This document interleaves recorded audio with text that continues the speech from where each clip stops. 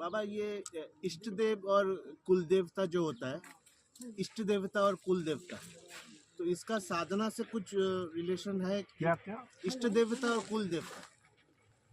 इष्ट देवता और कुल देवता।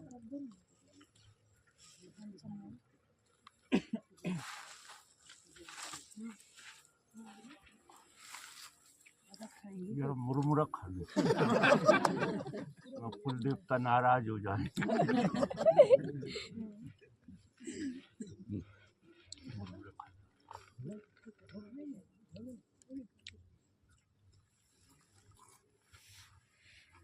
अभी तुम उधर थे ना मंदिर में? नहीं अभी नहीं गया, बाद में जाऊंगा, अभी जाऊंगा। अरे अभी यार अपन 4-5 दिन पहले हनुमान जी के मंदिर में थे। हाँ, तू नहीं पूछा था शायद प्रश्न कोई दूसरे तरह से? हाँ, परशुराम का पूछा था। परशुराम का नहीं बताया था मैंने, हनुमान जी का बताया था। हाँ परशुराम का ही पूछा था। हाँ, तो मैंने तुझे सब लोगों में बताया था कि हम सब किसी ऋषि की संतान, किसी ऋषि की हम संतान हैं सब। जो भी मनुष्य है उसकी पैदाश चाहे देसी हो चाहे विदेशी हो, वही तो किसी ऋषि से है। और अनंत जन्म हो गए हैं तो हमें अपने ऋषि का जो इष्ट कहते हैं, जिसे कि तुम्हारा इष्ट कौन है, तो ऐसे बाहर से तुम किसी को मानो, लोग बाहर से मानने लगते हैं, लेकिन हमें ढूंढना भीतर से पड़ता है।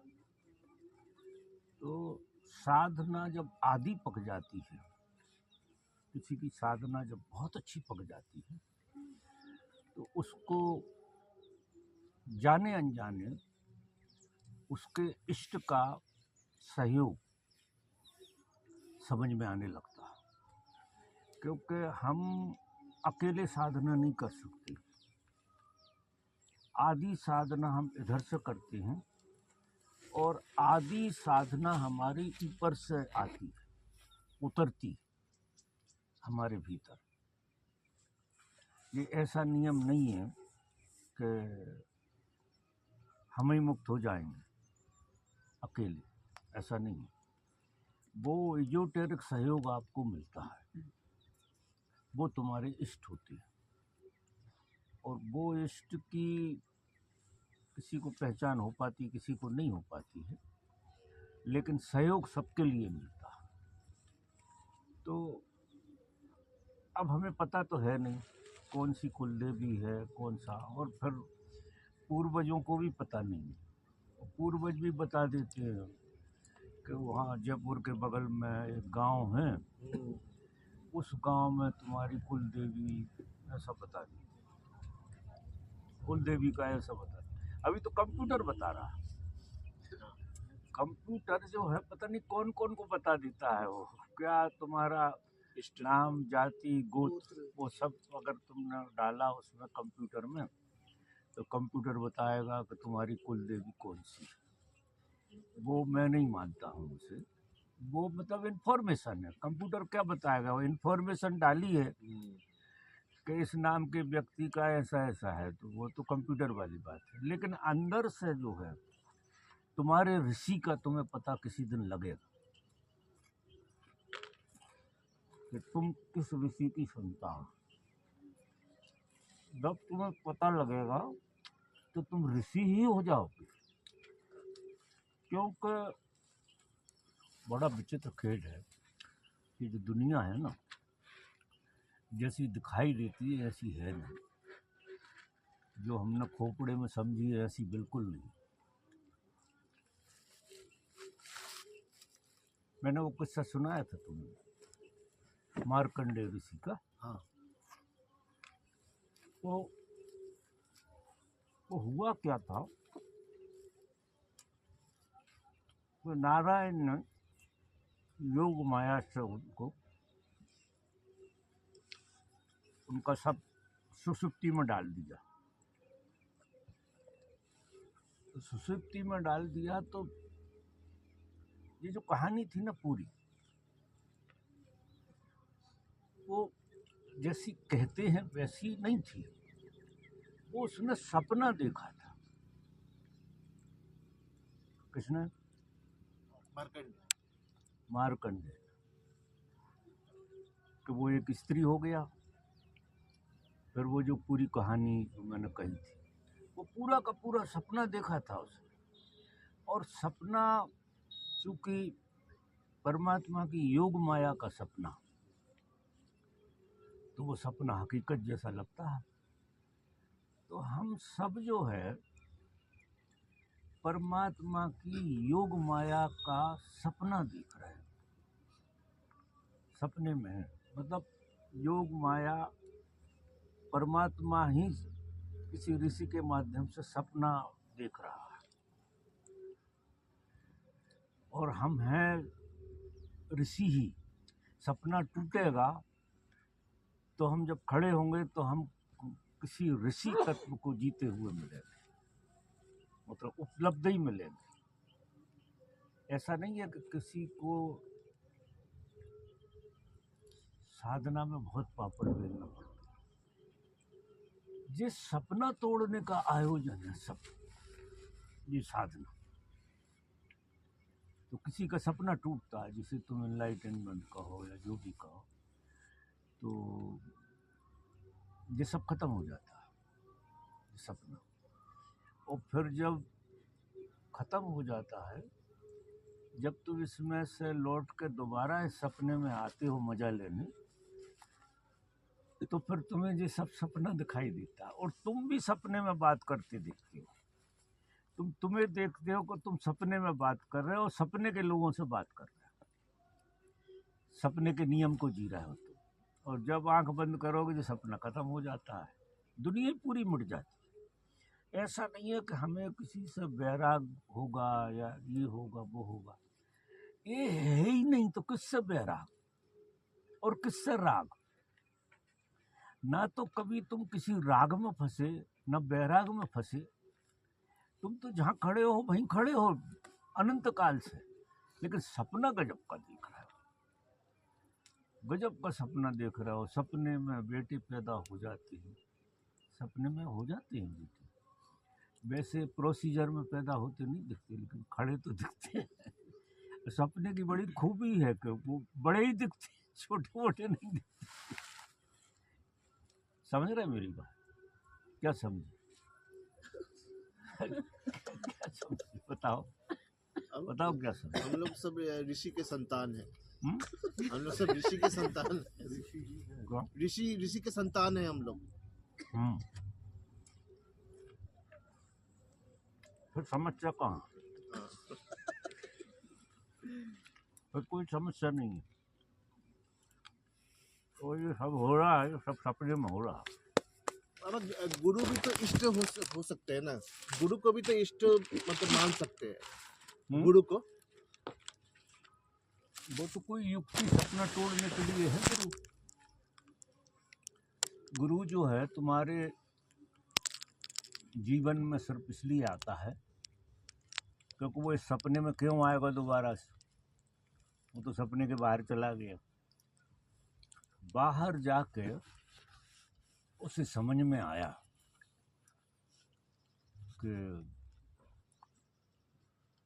योग माया में बहुत सारा खेल चल रहा है, तो दोबारा से सपने में आता है। इस मार्कंडेय ऋषि ने तो योग माया देखने का ख्याल बनाया था। वो कहानी में ऐसा है, कायदे से हर एक जागा हुआ आदमी करुणा बस, क्योंकि जब कोई व्यक्ति जागा नहीं होता तो इस माया के मर्म को पहचान नहीं पाता और इसके तोड़ को भी नहीं बता सकता, क्योंकि वो माया का हिस्सा है। जैसे तुम सपने में सपना नहीं तोड़ सकते, तुम्हें सपने में ये याद थोड़ी आ सकती है कि ये सपना है। अगर याद आ गई तो टूट ही जाएगा। याद ही आनी है तो टूट जाएगा आपका। तो गुरु क्या करता है कि तुम्हें तुम्हारे याद से भर देता है कि जो तुम देख रहे हो जो सपना है, ये तुम हो नहीं। और फिर वो सक्रिय ध्यान कराता है, पता नहीं कौन कौन सी विधियाँ लगाता है कि किसी विधि के झटके से तुम्हारा सपना टूट जाए, क्योंकि गुरु कह रहा है। वो तो उसी दिन कह देता है जिस दिन तुम उसे मिलते हो कि तुम परमात्मा हो, वो उस नज़र से देख लेता है। लेकिन तुम ऐसे मानते नहीं हो, तो फिर बहुत सारी विधियों से, जैसे कुंभकर्ण सोया था, हम कुंभकर्ण से भी ज़्यादा सोए और नींद में सपना देख रहे हैं, तो फिर हाथी लगाए, पता नहीं क्या क्या किया, उसकी नाक में पता नहीं क्या क्या डाला, वो सब तरकीबें लगाई कि जाग जाए जी। ऐसे ही गुरु भी तरकीबें लगाता है, बहुत सारी विधियां बताता है, बहुत सारी बातें बताता है कि किसी बात का तुम्हें ऐसा झटका लग जाए और तुम जाग जाओ सपने से। तो जागना तो सपने से ही है। तो वो जो गुरु होता है वो ही तुम्हारा इष्ट है, ऐसे मान कर चलो। तो पहले तो तुम्हें गुरु का पता नहीं होता, तो वो सूक्ष्म रूप से काम वही करता है, और फिर वो गुरु तुम्हें मुलाकात भी करता है। तो आप देखो, हिंदू संस्कृति में जब कोई आदमी संन्यास्त होता है, सही गुरु के पास संन्यास्त होता है, तो जात मिटा देते हैं, वो नाम मिटा देते हैं और पहचान मिटा देते हैं, और उस दिन से आप गुरु की संतान हो गए। फिर आपका गोत्र जो है ना, गुरु के नाम से लिखा हो जाता है। ये जितने पुराने आश्रम चल रहे हैं, इनसे अगर पूछो तो वो अपना गोत्र जो है, अपनी जाति गुरु के नाम से बताएं, जो उस परंपरा में जीते हैं जो लोग, क्योंकि वही तुम्हारा फिर इष्ट हो जाता। और वो पहले सूक्ष्म रूप से काम कर रहा था, ऐसा नहीं है कि तुम्हें मिला इसके पहले से काम नहीं कर रहा था। गुरु का ऐसा खेल रहता है कि तुम्हें नहीं मिला है तो उसका सूक्ष्म रूप से काम चल रहा है तुम्हारे ऊपर, क्योंकि वो तुम्हारा इष्ट है। तो हमें पता नहीं होता तो हम ऐसे इष्ट मान के चलते हैं। किसी को तो मानते ही हो, हर एक मानता है किसी को, हमें पता नहीं होता तो हम उसे इष्ट मान के चलते हैं। और वो काम भी करता है, ऐसा नहीं, सूक्ष्म रूप से काम करता है। जो भी उनकी प्रार्थना पूजा करते हैं तो वो काम करता है। लेकिन फिर सूक्ष्म काम करते करते वो तुम्हें बुला लेता, तुम उसके पास पहुंच ही जाते हो उसके सामने, और फिर तुम्हें तुम्हारी सब पहचान मिटा देना चाहिए। साधक का मतलब ये है कि अगर तुम किसी गुरु से दीक्षित हो गए तो ना तो तुम्हारी कोई जाति है, ना कोई तुम्हारा धर्म है, और ना कोई तुम्हारी पहचान है, और ना तुम्हारा कोई अस्तित्व है। अब तुम उस गुरु की संतान।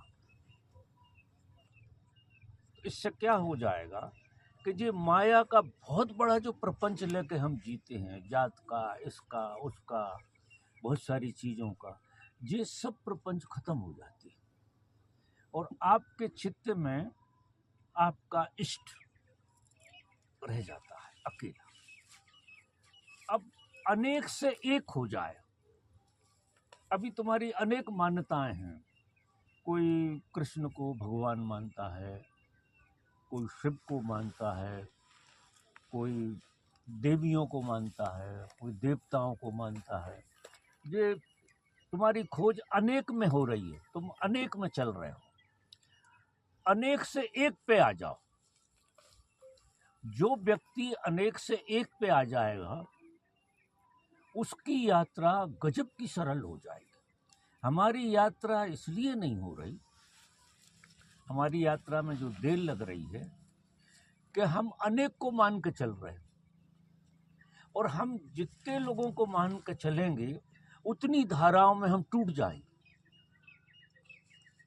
हम इसको भी कि देवी नाराज ना हो जाए तो देवी की भी पूजा करेंगे, फिर वो ना हो जाए तो उसकी भी करेंगे। ऐसे गोरख धंधे में, अब ये गोरख धंधे से गुरु छुड़ाता है। गुरु गजब का काम करता है कि ये गोरख धंधे से आपको निकाल देता है। आपको किसी देवी देवता का भय नहीं लगेगा। फिर आपने अपना इष्ट एक बना लिया। गुरु आपका, जिससे आप दीक्षित हुए, गुरु आपका इष्ट हो गया।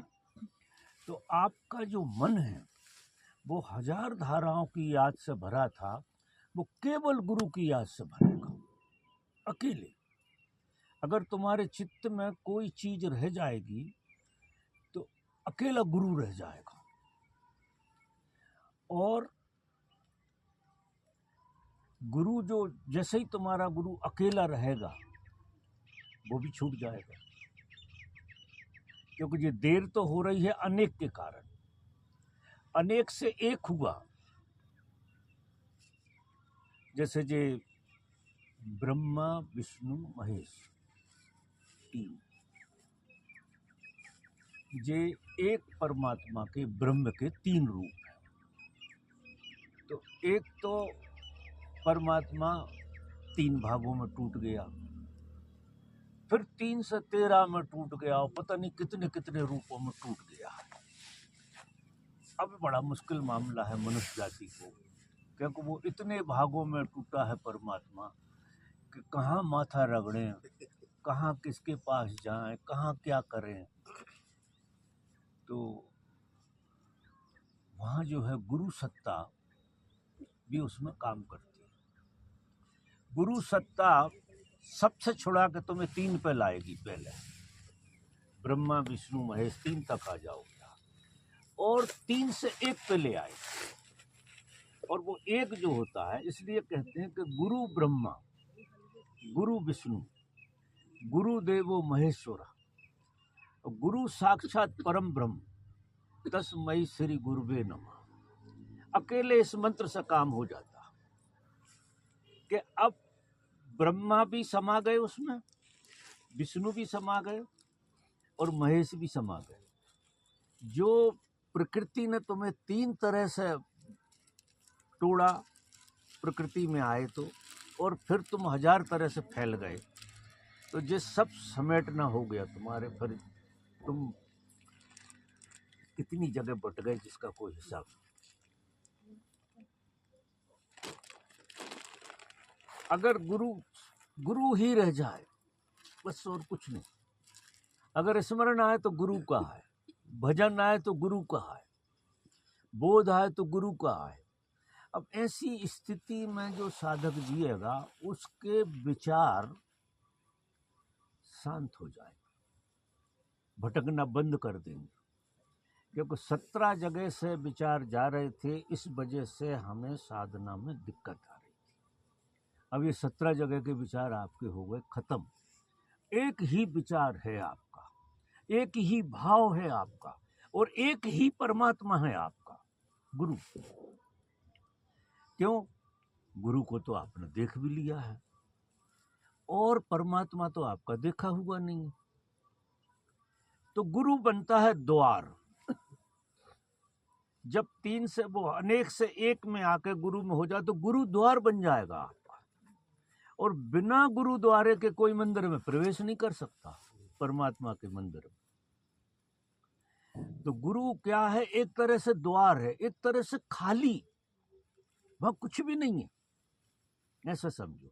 सिर्फ गेट वे है कि आप इस पार से उस पार चले जाओ। लेकिन वो क्या करता है कि तुम्हें अनेकता से एकता में ले आता है। इसलिए गुरु की बड़ी महिमा है, और बिना गुरु के कोई मुक्त हो नहीं सकता।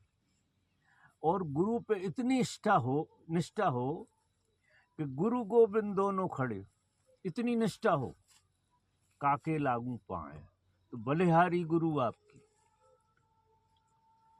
मतलब गुरु जो है ना, परमात्मा से भी ज्यादा आपको प्रिय लगने लगे, तो फिर परमात्मा में आपका प्रवेश हो जाए। तो इष्ट जो होता है वो हमारा गुरु ही होता है, और वो हम जब दीक्षित नहीं होते तो भी सहयोग करता। वो तो जब से तुम पृथ्वी में आए हो, जब से तुम्हारा जन्म हुआ है, जब से ये सपना चला है, तब से ही गुरु तुम्हें सहयोग भी कर रहा है, क्योंकि वो तो ये माया में तुम्हें घुमा रहा है। कारण क्या था कि तुम्हें अनुभव नहीं था, थे तो तुम ऋषि, लेकिन तुम्हें अनुभव नहीं है इस तरह का कि तुम सच में ऋषि हो, ये भी अनुभव नहीं है। जब ये माया के पसार से लौट कर दोबारा से अपने ऋषि तत्व को पहचानोगे तो उसकी महिमा जानोगे। समझ रहे मेरी बात? तो ये ड्रामा इसलिए चला, तो इसमें से निकालेगा तो गुरु है। तो सांस सांस में जिसको गुरु का जाप आ जाए, उसकी याद आ जाए, उसी की पूजा, उसी की परिक्रमा, उसी की बताई हुई विधि, उसी का ध्यान, उसी का मनन, उसी का निध्यासन, किसी के चित्त में और कोई आदमी परमात्मा को उपलब्ध ना हो, ऐसा हो ही नहीं सकता।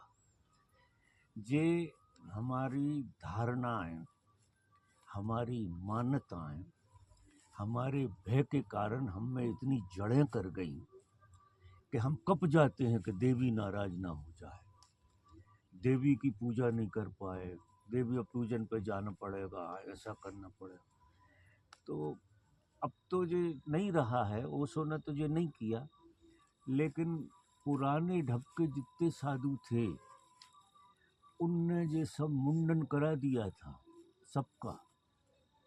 एक शिखा रखी थी और मुंडन सबका करा दिया था। छाप सिलक सब छीने, सब कुछ मिटा देता हो। उसकी आंख से आंख मिली कि आपकी पहचान गई। अब कौन कितना गहरा उसके प्रेम में जाता है, क्योंकि ओशो के साथ तो क्या हुआ है कि अपात्रों को भी उनने बुला लिया। वो इतने जल्दी में थे कि उनने तो अभी लोग उसकी तैयारी में ही नहीं थे, उन्हें भी बुला लिया। तो अब वो तैयारी चल रही है, लेकिन छूटेगा तो कोई नहीं। गुरु से आंख मिल गई या गुरु की तुम देशना में चले गए तो छूट कोई नहीं सकता। खेल तो सबका होने वाला।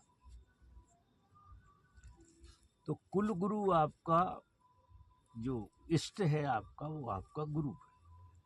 दिमाग इधर उधर लगाने की जरूरत नहीं लगाते रहो। अगर तुम जरा से भी उससे इधर उधर गए तो एक दाल तुम्हें पता नहीं कहाँ ले जाएगी, दूसरी तरफ पता नहीं कौन कौन सी भंवरों में घुमा दे। इसलिए पांव तो पकड़ना पड़ेगा गुरु का ही। जहाँ वो ले जाए, वो नरक में ले जाए तो नरक में जाने की तैयारी अगर आपकी है। आप कभी कभी ऐसा दिख सकता है कि गुरु तो आपको नरक में ले जा रहा है, लेकिन वो क्या कर रहा है तुमसे तो ज्यादा श्रेष्ठ है, वो जानता है अच्छी तरह। तो लीला उसकी चलती है। तो एक साधे सब सधे, और सब साधे सब जाए। हाथ में कुछ नहीं आएगा, सबको साधने चले। अब तुम इसको भी साध रहे हो, उसको भी साध रहे हो, उसको भी साध रहे हो। इतनी दुनिया भर के उपद्रव में पड़े हो जिसका कोई हिसाब। तो शादी वादी हो गई तो बीवी को साध रहे हो, फिर बच्चों को साध रहे हो, पता नहीं कौन कौन को साधते रहे। चलता रहता है जी गोरख धंधा। तो सारी ऊर्जा वहाँ तो क्या है, तो तुमने देखा होगा कि सूर्य की किरणें एक विशेष कांच में से गुजरती हैं तो नीचे आग लग जाती है, कागज जल जाता है, उस कागज पर परछाई आती तो, क्योंकि सारी किरणों को एक केंद्र में से गुजारने का आयोजन। तो तुम्हारी किरणें हैं बोध की, जो सारी की सारी तुम्हारी किरणें गुरु पे लग गई तो आपका काम हो गया। आग जलेगी ही, आप परमात्मा में लय होगे ही, कोई उपाय नहीं है कि ना हो। इसलिए बड़ी निष्ठा की और बड़ी श्रद्धा की जरूरत पड़ती है, तो ये माया जाल छूटता है। नहीं, ये छूटता बूटता नहीं है, बड़े प्राण खाता रहता। लेकिन 5 जन्म कहाँ जाओगे? 5 जन्म ज्यादा से ज्यादा।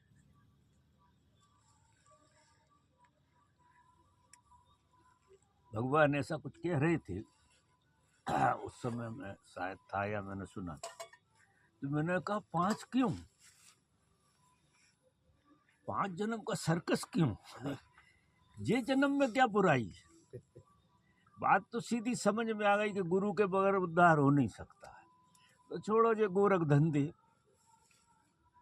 सारी चीजें छोड़ छाड़ के एक लाइन में आ जाओ। और एक लाइन में आई किरणें ऐसी उतरती हैं फिर कि तुम्हें फाड़ देंगी, जला कर राख कर देंगी, और तुम जो कागज प्रकाश के लिए बैरियर बन रहा था वो अग्नि बन जाएगी सीधी।